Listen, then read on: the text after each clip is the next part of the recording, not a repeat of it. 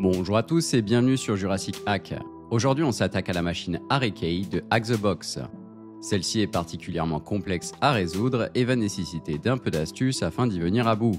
En effet, celle-ci fait usage de plusieurs environnements isolés, ce qui implique que nous allons avoir besoin de connaître quelques techniques de pivot et de tunneling. Comme d'habitude, nous allons démarrer notre analyse avec un rapide scan de ports. Ici, on retrouve 3 ports ouverts, le 22, le 443 et le 1022. Notez que le port 22 et 1022 exécutent le service SSH. Maintenant, nous allons réexécuter notre scan sur le port 443 avec l'option SC. Celui-ci va nous permettre d'analyser le certificat SSL sur le port 443 et éventuellement révéler des informations sur les SAN. Ici, nous avons le nom de domaine de la machine ainsi que deux sous-domaines, Calvin et Beehive. Nous allons donc ajouter ces informations à notre fichier hosts à l'aide de la commande t. Une fois notre ajout effectué, nous allons pouvoir ouvrir notre navigateur afin d'inspecter ces différentes URL. Notez que je vais également démarrer un proxy burp afin de capturer les requêtes effectuées. Ici, le domaine principal array-key.htb semble être en maintenance. Pour ce qui est du sous-domaine Calvin, il semble que la page d'index soit manquante. Et enfin, pour Beehive, celui-ci ressemble étrangement au domaine principal, c'est-à-dire en maintenance également. Bref, nous n'avons pas vraiment d'informations pour le moment. Nous allons donc retourner sur notre terminal afin d'exécuter GoBuster. Ici, nous allons commencer par le sous-domaine Calvin. Le premier résultat indique la présence d'un répertoire nommé Upload. Si l'on consulte celui-ci dans notre navigateur, nous pouvons voir une fonctionnalité de téléversement d'images. Cependant, nous y reviendrons plus tard. Maintenant, nous allons exécuter GoBuster sur le sous-domaine Beehive. Dans le cas présent, nous pouvons voir apparaître un répertoire nommé CGI bin. C'est très intéressant car celui-ci pourrait contenir du code exploitable via Shellshock. Nous allons donc relancer GoBuster en spécifiant le répertoire CGI bin dans notre URL. Ici, nous avons déjà un résultat, il s'agit du fichier nommé stats. Nous allons donc retourner sur notre navigateur et inspecter le contenu de celui-ci. Dans le cas présent, nous avons de multiples informations intéressantes. Premièrement, nous pouvons voir la version de Bash, et celle-ci est bien vulnérable à Shellshock. De plus, nous pouvons constater que nous sommes dans un container, grâce à l'adresse du serveur spécifiée en bas. Enfin, nous avons le nom d'un utilisateur nommé Spanish Dancer. Tout d'abord, nous allons tenter d'exploiter la vulnérabilité Shellshock. Pour ce faire, via notre proxy burp, nous allons rejouer la requête effectuée vers le fichier stats. Dans l'onglet Repeater, nous allons venir rejouer la requête sans la modifier afin de valider que tout fonctionne correctement. Notez que dans la réponse, nous pouvons voir l'entête X array-key WAF, ce qui pourrait indiquer la présence d'un pare-feu applicatif. Par la suite, nous allons venir modifier l'entête user-agent de notre requête avec une preuve de concept permettant d'exécuter la commande ID. Cependant, la réponse ne va pas vous plaire. En effet, les requêtes sont bien filtrées par un pare-feu.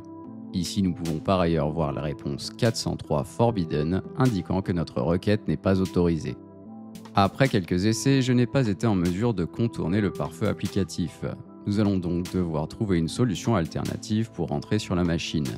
Nous allons donc tenter notre chance avec la fonctionnalité de téléversement d'images présente sur le sous-domaine Calvin.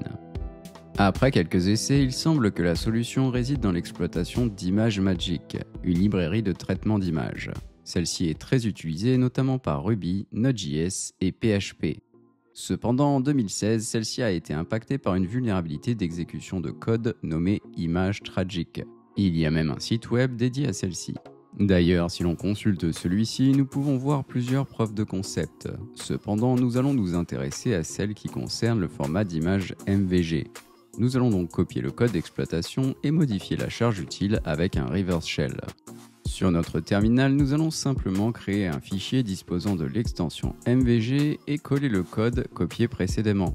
Ici, on note cependant que la charge utile n'est plus un simple ls, mais notre reverse shell.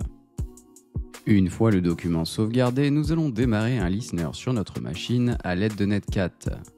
Enfin, il ne reste plus qu'à envoyer notre image malicieuse via la fonctionnalité de téléversement.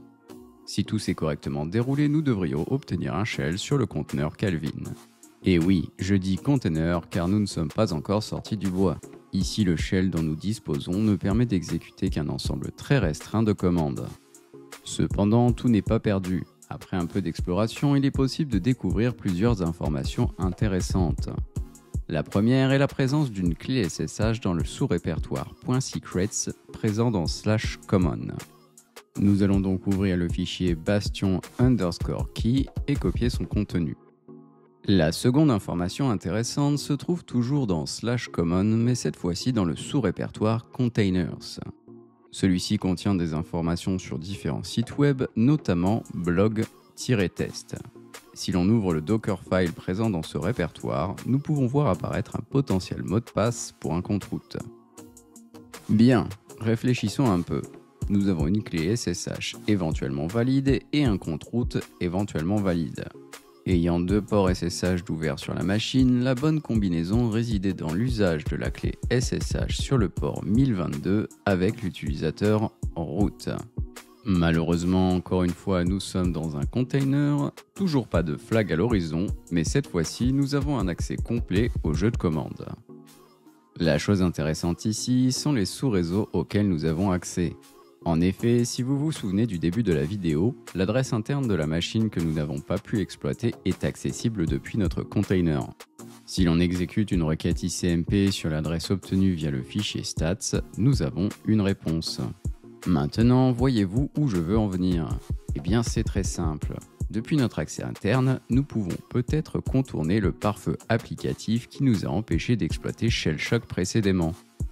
Nous pouvons également confirmer qu'il s'agit du bon site web en exécutant une requête wget sur l'adresse IP. Il ne reste plus qu'à tenter d'exploiter Shellshock et voir si cela fonctionne.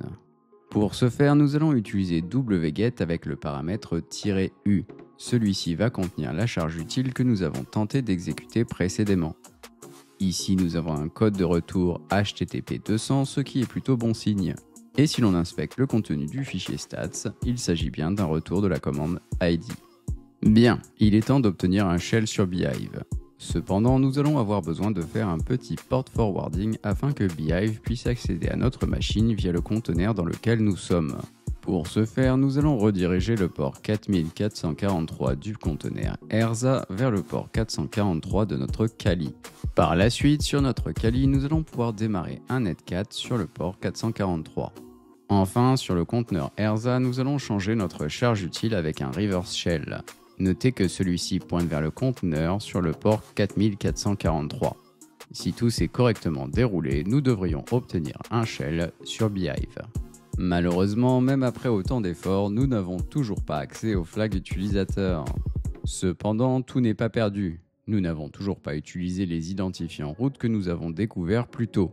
Pour voir si ceci fonctionne, il va nous falloir un shell TTY. Pour ce faire, il suffit de faire CTRL-Z et insérer la commande suivante.